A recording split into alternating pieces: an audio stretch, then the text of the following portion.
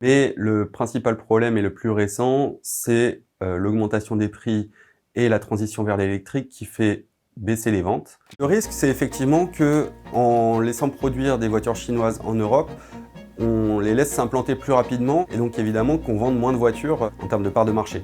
Je m'appelle Harold Grand, je suis journaliste vidéo aux Échos et aujourd'hui je vous explique pourquoi serrer des écrous et fabriquer des carrosseries n'a jamais été aussi stratégique pour l'Europe.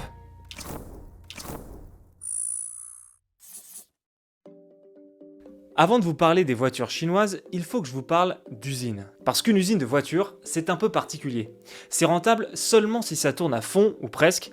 On estime qu'une usine est à l'équilibre quand elle fonctionne à 80% de ses capacités sur un roulement de 2 équipes par jour, 5 jours sur 7. En dessous de ce pourcentage, une usine automobile perd de l'argent. Pendant des décennies, ce chiffre, c'était pas du tout un problème en Europe. Terre de constructeurs historiques comme Renault, Peugeot ou encore Volkswagen. Mais ça, c'était avant.